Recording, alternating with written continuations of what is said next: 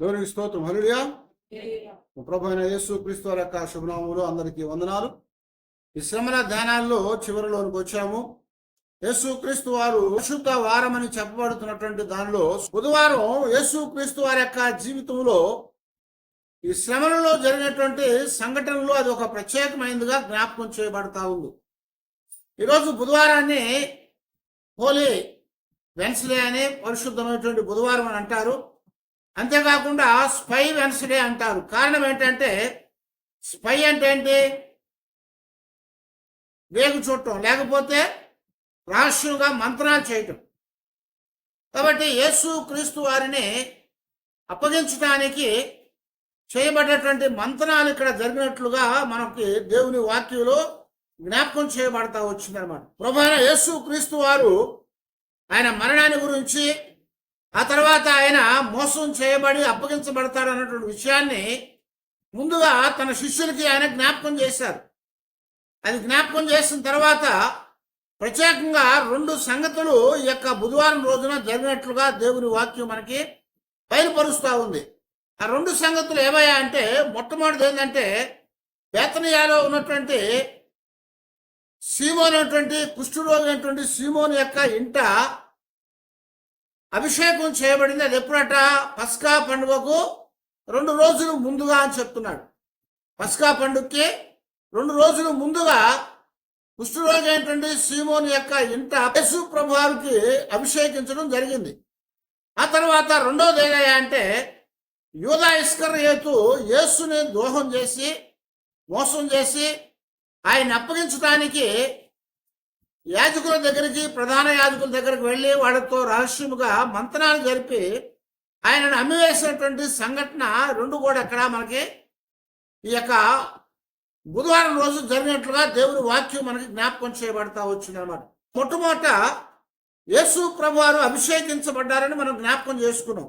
అభిషేకించబడినటువంటి విషయం అనేది చాలా ప్రాముఖ్యమైనది. కారణం ఏంటంటే మత్తయి సువార్తలో 26వ అధ్యాయం 6వ వచనం దగ్గర నుంచి, లూకా సువార్తలో 7వ అధ్యాయము 36వ వచనం దగ్గర నుంచి, అలాగే మార్కు సువార్త 14వ అధ్యాయము మొదటి నుంచి, యోహాను సువార్తలో చూసేటప్పటికి 12వ అధ్యాయంలో మనకి రాయబడతా వచ్చినాయి. అయితే ఈ యొక్క విషయాలన్నింటిలో కూడా మనం జాగ్రత్తగా గమనిస్తూ ఉంటే యేసు ప్రభువారిని ఒకసారి కాదు కానీ 3 సార్లు ఆయన అభిషేకించినట్టుగా మనకు అర్థమవుతా ఉంటుంది.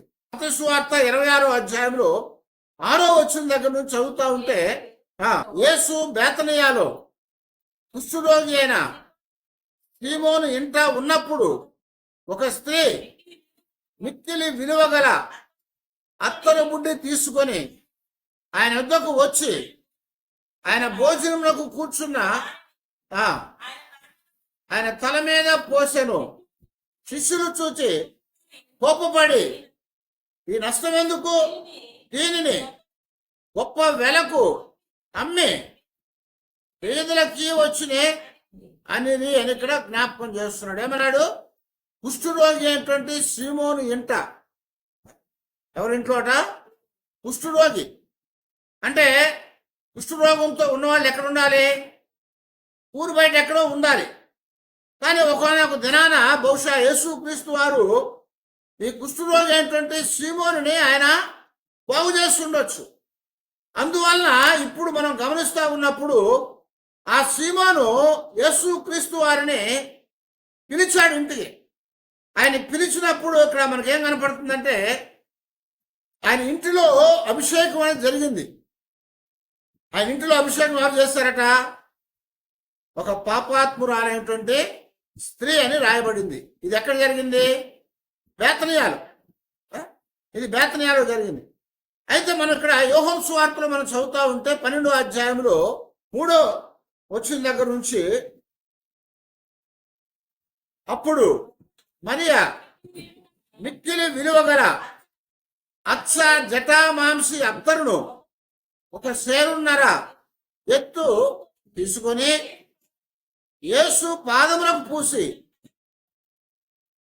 తన తల వెంట్రుకలతో ఆయన పాదములు తుడిచెను అని ఇక్కడ జ్ఞాపకం చేస్తున్నాడు. ఇది ఎక్కడ జరిగింది? ఇది కూడా బేతనియాలో జరిగింది. కానీ ఎవరింట్లో? మరియా, మార్తా, లాజరు ఇంట్లో జరిగింది. అది ఇక్కడ చూసినప్పుడు ఆ పైన మొదటి వచనం చదువుతా ఉంటే అక్కడ రాస్తున్నాడు కదా, తాను మృతుల్లో నుండి లేపిన లాజరు ఉన్న బేతనియాకు పస్కా పండుగకు 6 దినముల ముందుగా వచ్చెను. అక్కడ వారు ఆయనకు విందు చేసి అని రాస్తున్నాడు. ఇక్కడ ఎప్పుడు జరిగిన సంఘటన ఇది? పస్కా పండుగకి 6 రోజుల ముందు జరిగింది. అయితే ఇక్కడ మనం చూస్తుంటే బహుశా యేసు ప్రభు వారు యెరూషలేములో ప్రవేశించిన రోజు, లేకపోతే దాని ముందు రోజైనా అయ్యి ఉండొచ్చు. ఇది బేతనియాలో జరిగింది. ఇది కూడా బేతనియాలో జరిగింది, కానీ ఇందాక జరిగినటువంటి బేతనియా దగ్గర కాదు. అంటే ఏంటి? ఇందాక జరిగింది ఎక్కడ? అది బేతనియా కదా, అది వేరు, ఇది వేరు. అయితే మరొకటి మనం గమనిస్తూ ఉంటే యేసు ప్రభు వారు మరి లూకా సువార్తలో 7వ అధ్యాయము 36వ వచనంలో మనం చూస్తే, పరిసయ్యులలో ఒకడు తనతో కూడా భోజనము చేయవలనని ఆయన అడిగాను. ఆయన ఆ పరిసయ్యుని ఇంటికి వెళ్ళి భోజన పంక్తిని కూర్చుండగా ఆ ఊరిలో ఉన్న పాపాత్మురాలైన ఒక స్త్రీ యేసు పరిసయ్యుని ఇంట భోజనమునకు కూర్చున్నాడని తెలుసుకొని ఒక బుడ్డిలో అత్తరు తీసుకొని వచ్చి వెనుక తట్టు ఆయన పాదముల యొద్ద నిలవబడి ఏడ్చుచు కన్నీళ్లతో ఆయన పాదములను తడిపి తన తల వెంట్రుకలతో తుడిచి ఆయన పాదములను ముద్దు పెట్టుకొని ఆ అత్తరు వాటికి పూసను అని ఇక్కడ జ్ఞాపకం చేస్తున్నాడు. ఇది ఎక్కడట? ఇది ఎక్కడ జరిగింది? ఒక పరిసయ్యుని ఇంటిలో అన్నాడు. బహుశా దాన్ని మనం గమనించినప్పుడు కొంచెం మనం పైకెత్తా ఉంటే ఇక్కడ 11వ వచనం దగ్గరకు వచ్చినప్పుడు అక్కడ ఏం జరిగింది? అక్కడ 11వ వచనంలో నాయీను అనేటువంటి ఒక ఊరిలో యేసు క్రీస్తు వారు ఒక విధవరాలి యొక్క కుమారుణ్ణి బ్రతికించాడు. ఇప్పుడు 36వ వచనంలో ఈ మాటలు మనం రాస్తా ఉన్నాడు. మనం 36వ వచనంలో మనం రాస్తున్నాడు. కాబట్టి ఇక్కడ ఎక్కడ జరిగింది? ఇప్పుడు ఇది నాయీను దగ్గరలో ఎక్కడో జరిగింది. నాయీన్ అనేది ఎక్కడుందా అంటే గలిలయలో ఉంది. నాయీన్ అనేది గలిలయలో ఉంది. బేతనియా అనేది ఎక్కడుంది? బేతనియా అనేది యూదయలో ఉంది. బేతనియా అనేది యూదయలో ఉంది. అయితే నాయీన్ అనేది ఎక్కడుంది? గలిలయలో ఉంది. కాబట్టి ఇందాక చెప్పుకున్న కుష్ఠరోగైన సీమోను ఎక్కడున్నాడు? బేతనియాలో ఉన్నాడు. అయితే ఇప్పుడు మనం గమనిస్తా ఉన్నట్లయితే యేసు ప్రభువారు 6 దినాలకి ముందు లాజరు, మరియా, మార్తా ఇంటిలో అభిషేకించబడ్డారు. ఇప్పుడు మార్కు సువార్త 14వ అధ్యాయము 1వ వచనం చదవండి. 2 దినములైన పిమ్మట పస్కా పండుగ అనగా పులియని రొట్టెల పండుగ వచ్చాను. అప్పుడు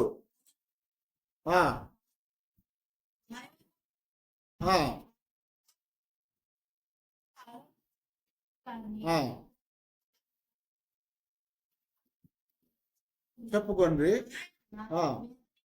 బేతనియాలో కుష్ఠరోగి అయిన సీమోను ఇంట భోజనమునకు కూర్చుని ఉన్నప్పుడు చాలు. ఏమన్నాడు? ఇది ఎక్కడ జరిగిందట? బేతనియాలో ఉన్నటువంటి సీమోను, కుష్ఠరోగి అయిన సీమోను ఇంట. అంటే మత్తయ్య అలాగే మార్కు ఇద్దరు కూడా ఒకే దగ్గర జరిగిన సంఘటన రాశారు. కానీ లూకా మాత్రము గలిలయలో ఉన్నటువంటి నాయీన్ దగ్గర జరిగినటువంటి ఒక పరిసయ్యుని ఇంట్లో జరిగిన సంఘటన రాశాడు. అలాగే ఇప్పుడు యోహాను గారు ఎక్కడ రాశారు? అదే బేతనియాలో మరియా, మార్తా, లాజరు యొక్క ఇంటిలో వాళ్ళ యొక్క అక్క చెల్లెలు అయినటువంటి మరియా అక్క అయినటువంటి ఆమె ప్రభువారికి అభిషేకం చేసింది రాశారు. మత్తయి, మార్కు రాసింది ఒక పాపాత్మురాలని చెప్తున్నారు. ఒక పాపాత్మురాలు వచ్చి ప్రభువారి యొక్క పాదాల మీద వెనక తట్టుగా వచ్చి ఆయన పాదాలు తన కన్నీటితో కడిగి తన తల వెంట్రుకలతో తుడిచి అత్తరు ఆయన పాదాల మీద పోసి ఆ పాదాలను ఏం చేసిందట, ముద్దు పెట్టుకుంటా ఉందని చెప్పాడు. ముద్దు పెట్టుకుంటా ఉంది. అయితే బేతనియాలో ఎక్కడ పోసింది ఆమె? ఆయన తల మీద పోసింది. ఇది ఈ యొక్క అత్తరు పోయటం అనేది ఏదయ్యా అంటే అభిషేకము. అత్తరు పోయటం అనేది అభిషేకం అనమాట. ఈ అభిషేకం అనేది ఎందుకు చెప్పాడా, ఎందుకు రాయబడిందంటే యేసు క్రీస్తు వారు 3 చోట్ల కూడా ఏ రాస్తున్నా 4 సువార్తలో కూడా అదే ఆయన మరణ పునరుత్థానం గురించినటువంటి దాని కొరకు అది చేయబడింది అని చెప్పి రాశాడు. ఆయన మరణమునకు పునరుద్ధానానికి గుర్తుగా అది చేయబడిందని రాశాడు. అంటే యేసు క్రీస్తు వారిని అభిషేకించడం అనేది అత్తరు పోసి అది ఒక ప్రత్యేకమైన సంగతిగా జ్ఞాపకం చేస్తూ ఉన్నప్పుడు శిష్యులు, అంటే శిష్యులందరూ కాదు కానీ ఎవడు, ఇస్కర్యోతు యూదా అనేవాడు, ఇస్కర్యోతు యూదా అనేవాడు ప్రత్యేకంగా డబ్బు సంచి వాడి దగ్గర ఉంది కనుక వాడు గద్దిస్తున్నాడు. ఏమని? ఎందుకు అత్తరంతా వ్యర్థం చేస్తున్నారు, అది చాలా విలువైంది. ఎంతటది? 1.5 ఎత్తు అన్నాడు. 1.5 ఎత్తు అంటే ఏంటి? అంటే బహుశా మన లెక్కలో చెప్పుకుంటే 1.5 కిలో ఏంటి, 1.5 కిలో లేకపోతే 1.5 లీటర్ అత్తరు అనమాట. అది 300 దేనారాల కంటే ఎక్కువ. అంటే ఆ రోజుల్లో అంత ఖరీదైంది. కారణం ఏంటంటే ఆ రోజుల్లో ఒక దేనారం అంటే ఒక మనిషి కూలి, ఒక మనిషి ఒక రోజు పనిచేస్తే వచ్చేటువంటి కూలి ఒక దేనారం. అందువల్ల 300 దేనారాలు అంటే అది ఎంత ఖరీదైంది. సంవత్సరం పాటు పనికెళ్తే వచ్చేటువంటి డబ్బులతో ఖరీదైబడింది. కాబట్టి దాన్ని ఎందుకు అంత వ్యర్థం చేస్తున్నారని ఇస్కరియోతు యూదా గద్దించాడు. ఎందుకంటే అతని ఆ డబ్బు ఆ సంచిలో వేసుకోవచ్చు అని వాడు ఆలోచన. వాళ్ళు శిష్యులు ఏమన్నా అంటే అది అమ్మి ఎవరికైనా పేదలకు ఇవ్వచ్చు కదా. దాని కొరకు ప్రభు చెప్పిన మాట ఏంటి? పేదలు ఎల్లప్పుడూ కూడా మీతోనే ఉంటారు, కానీ నేను మీతో ఎల్లప్పుడూ ఉండను. అయితే ఇది ఎందుకు చేయబడిందట? నా యొక్క భూస్థాపన నిమిత్తము గుర్తుగా చేయబడింది. దేనికి? భూస్థాపన నిమిత్తము గుర్తుగా చేయబడింది. ప్రభు చెప్తున్న మాట ఏంటంటే నా యొక్క భూస్థాపన నిమిత్తం ఆమె చేసింది. ఆమెను మీరు గద్దించొద్దు. పేదలు ఎప్పుడు మీతోనే ఉంటారు. అయితే వాడు పేదల యందు శ్రద్ధ కలిగి కాదు, కానీ వాడు దగ్గర డబ్బు సంచి ఉంది కనుక వాడు దొంగ ఉన్నాడు కనుక అలాగ మాట్లాడాడని ప్రభు చెప్పాడు. అయితే ఈ అభిషేకం అనేది ఒక ప్రత్యేకమైనదిగా జ్ఞాపకం చేయబడుతుంది. యొక్క మరి స్పై వెన్స్డే అని చెప్పబడినటువంటి పరిశుద్ధమైనటువంటి బుధవారం రోజున ప్రభు యొక్క జీవితంలో జరిగినటువంటి ఒక ప్రత్యేకమైన కార్యం అది. అది ముందుగానే ప్రభు వారు జ్ఞాపకం చేశారు. ఏమని? ఇదిగో నేను అప్పగించబోతున్నాను, నేను చనిపోబోతున్నాను అని ఆయన మరణానికి గురించి, ఆయన యొక్క అప్పగింత గురించి యేసు ప్రభు వారు ఆ రోజున చెప్పాడు. పస్కా పండుగకి 2 రోజుల ముందు మరి అక్కడ పరిసైన ఇంటిలో చేరినప్పుడు చెప్పబడ్డటువంటి మాట అది. కనుక ఇక్కడ దేవుని యొక్క అంటే ప్రభువారి యొక్క జీవితంలో జరిగినటువంటి మొట్టమొదట కార్యం ఏదయ్యా అంటే ఈ బుధవారమా యేసు ప్రభువారు అభిషేకించబడ్డాడు 2 రోజులకి ముందు పస్కా పండుగ. అది ఆయన భూస్థాపిత నిమిత్తము చేయబడింది కాబట్టి దానిని బట్టి ప్రభు ఒక చక్కటి మాట అన్నాడు. ఆమె అంటే సువార్త ఎక్కడైతే చెప్పబడుతుందో అక్కడల్లా ఆమె గురించి చెప్పబడుతుంది. సువార్త చెప్పిన ప్రతి స్థలములో కూడా ఆమె చేసిన ఈ కార్యము చెప్పబడుతుందని ప్రభువు జ్ఞాపకం చేస్తూ వచ్చాడు. అదైన తర్వాత మరొక సంఘటన జరిగింది బుధవారం రోజు. అదేంటంటే యూదా ఇస్కరియోతు యేసు ప్రభు వారిని అమ్మివేయటానికి ఆయన్ని ద్రోహం చేసి కుట్ర చేసి మరి రహస్యముగా మంత్రాలు జరిపాడు. ఎక్కడికి వెళ్ళి? ప్రధాన యాజకుల దగ్గరికి వెళ్ళి. ఈ సంఘటన కూడా మనకి 3 సువార్తల్లో రాయబడతావు. ఈ సంఘటన 3 సువార్తల్లో రాయబడింది. ప్రధాన యాజకుల దగ్గరికి వెళ్ళి ఆయన అప్పగించటానికి ఆయన చేసినటువంటి కార్యము ఈ 3 సువార్తల్లో మనకు రాయబడింది. మత్తయి సువార్త 26వ అధ్యాయము 14 నుంచి, ఆ తర్వాత మార్కు సువార్త 14వ అధ్యాయము 10-11 వచనాల్లో, లూకా సువార్త 22వ అధ్యాయం 3 నుంచి 6 వచనాల వరకు ఇస్కరియోతు యోధా వెళ్ళి మంతనాలు జరిపినటువంటి సంఘటన మనకి రాయబడతా వచ్చింది. ఇక్కడ మార్కు సువార్త 14వ అధ్యాయము 10-11 వచనాలు చదువుదాము. 12 మందిలో ఒకడగు ఇస్కరియోతు యోధా ప్రధాన యాజకుల చేతికి ఆయనను అప్పగించవలనని వారి యొద్దకు పోగా వారు విని సంతోషించి వానికి ద్రవ్యవిత్తుమని వాగ్దానము చేసిరి కనుక వాడు ఆయనను అప్పగించుటకు తగిన సమయము కనిపెట్టుచూ ఉండెను. హల్లెలూయా. ఏం చేస్తాడంట? వాడు ఏం చేశాడు? ప్రభువుని మోసం చేసి ఆయన ఎడల ద్రోహాన్ని జరిగించి ఆయనను అప్పగించటానికి, అమ్మివేయటానికి వాడు కుట్ర చేశాడు.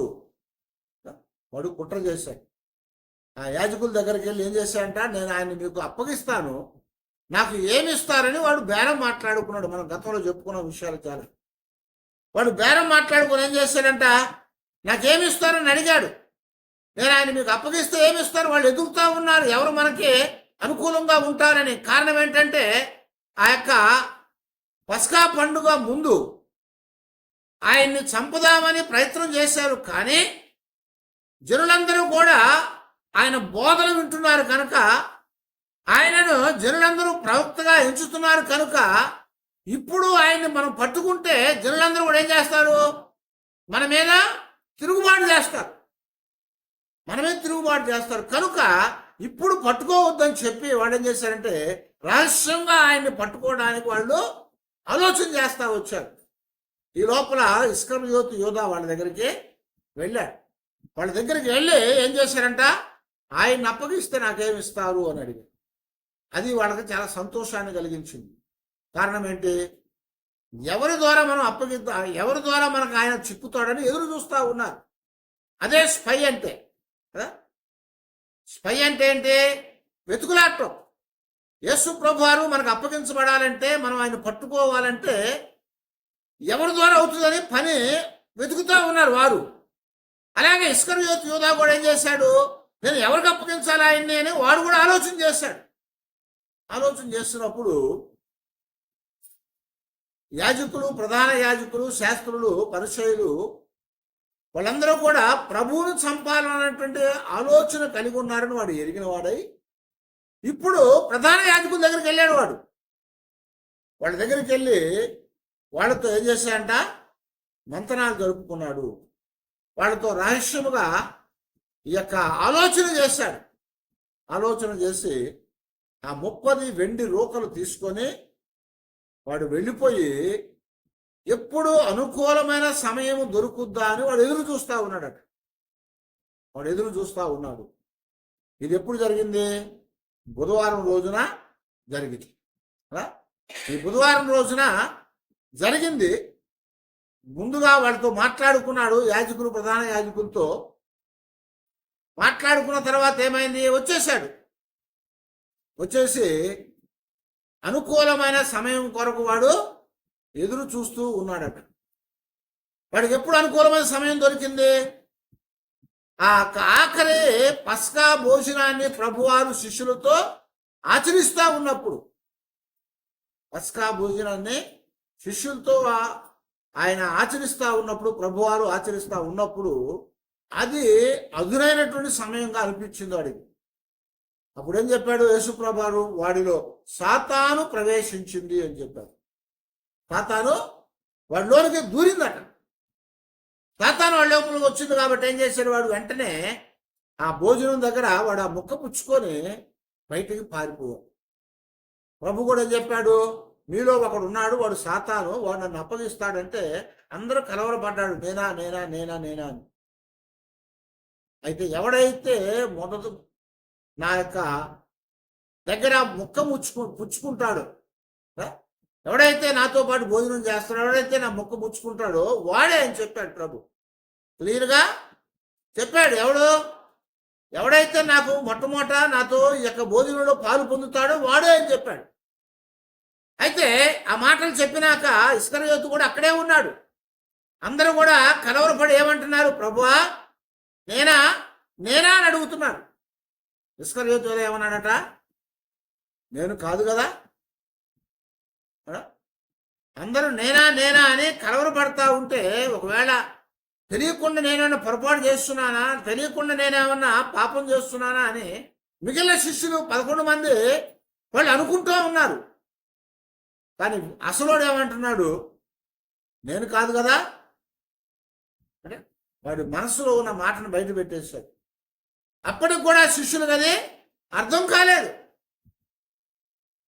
అందుకు ప్రభు చెప్పాడు, స్నేహితుడా, సోదరుడా, నువ్వు చేయవలసిన కార్యము త్వరగా చెయ్యి అని చెప్పి మొక్క వంగానే వాడు తీసుకున్నాడు, తినాడు, వెంటనే బయటకు వెళ్ళిపోయాడు. శిష్యులకి ఈ యొక్క సంఘటన అర్థం కాక వాళ్ళు ఏమనుకున్నారంటే, రేపు పస్కా కనుక రేపు పేదలకు ఏమైనా ఇవ్వటానికి ఏమైనా కొనుక్కొని తీసుకురమ్మని యూదా ఇస్కరియోతుతో ప్రభు వారు చెప్పారేమో అని వాళ్ళు అలాగా అర్థం చేసుకున్నారు. పేదలకు ఏమైనా ఇవ్వటానికి. ఎందుకని ఆ యొక్క అత్తరు తీసుకొచ్చి ప్రభువుని అభిషేకిస్తుంటే ఏమన్నారు, ఎందుకు వ్యర్థం చేస్తున్నావు, ఇది పేదలకు ఇవ్వచ్చు కదా అన్నారు. అందుకని వాళ్ళ ఆలోచన ఎలా ఉంది, ఇప్పుడు నువ్వు వెళ్ళి త్వరగా నువ్వు చేయాల్సిన పని చేయరా బాబు అని చెప్పగానే ప్రభు వాడికి ఏమైనా కొనుక్కురమ్మని పేదలకు ఇవ్వటానికి చెప్పాడేమో అనుకున్నారట. అప్పటికి వాళ్ళకి అర్థం కాలేదు. ఆ తర్వాత వాడు వెళ్ళిపోయాడు. యాజకులు 30 రూకలు తూసిచ్చారు. వాడు అవి తీసుకొని దగ్గర పెట్టుకొని ఇప్పుడు రాత్రి గచ్చమనే వనంలోనికి ఆయన ప్రార్థన చేయడానికి వెళ్ళబోతున్నాడు కనుక అక్కడికి వాళ్ళందరినీ కూడా తీసుకొని వచ్చి ప్రభువుని మరి ఆ రోజున అప్పగించాడు. కానీ దానికంటే ముందు అంటే రేపటి దినాన్ని అప్పగించాడు. రేపటి కంటే ముందు ఈ రోజున బుధవారం రోజున వాడు వెళ్ళి వాళ్ళ ప్రధాన యాజకులతో మంత్రాలు జరుపుకొని ఆయనను అప్పగించడానికి వారితో మాట్లాడుకొని వాళ్ళ దగ్గర నుంచి ద్రవ్యాన్ని తీసుకొని గూఢాచారి పరిచర్యలు చేశాడు వాడు. అందుకొరకే ఈరోజుని స్పై వెన్స్డే అంటారు. కనుక ప్రభు వారి యొక్క జీవితంలో ఈ చివరి వారములో పరిశుద్ధమైనటువంటి బుధవారం ఈ 2 సంఘటనలు జరిగినాయి. మొదటిది ఆయన అభిషేకించబడ్డాడు. అయితే మనకి బైబిల్లో 3 సార్లు అభిషేకించబడి రాయబడింది. కానీ బుధవారం రోజున ప్రత్యేకమైన అభిషేకం జరిగింది ఆయన.